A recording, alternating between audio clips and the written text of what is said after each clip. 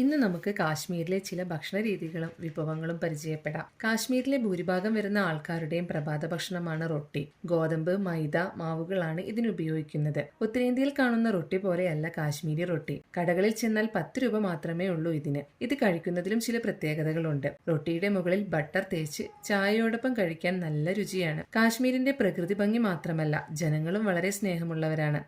ഞങ്ങൾ താമസിച്ചിടത്തു നിന്നും ഒരു ഗ്രാമത്തിലേക്ക് യാത്ര തിരിച്ചു.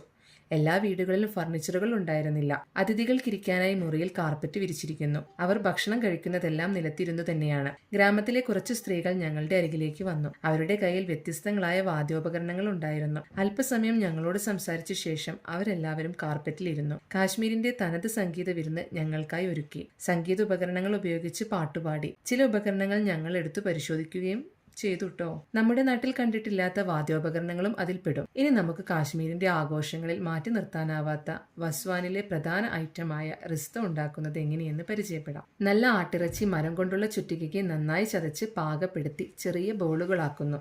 അവ ഉരുട്ടി ബോളുകളാക്കി വെള്ളത്തിലിട്ട് തിളപ്പിച്ച് വേവിച്ചെടുത്താണ് റിസ്ത ഉണ്ടാക്കിയെടുക്കുന്നത്. കുങ്കുമപ്പൂവിന്റെ രുചിയുള്ള ഗ്രേവിയിൽ വേവിച്ച മൃദുവായ മട്ടൺ മീറ്റ് ബോൾസ് ആണ് റിസ്ത. ചൂടോടെ ഇത് കഴിക്കാൻ നല്ല രുചിയുണ്ടെന്നാണ് കാശ്മീരികൾ അവകാശപ്പെടുന്നത്. പക്ഷേ ഞങ്ങൾക്ക് അത്ര ഇഷ്ടപ്പെട്ടില്ല കേട്ടോ.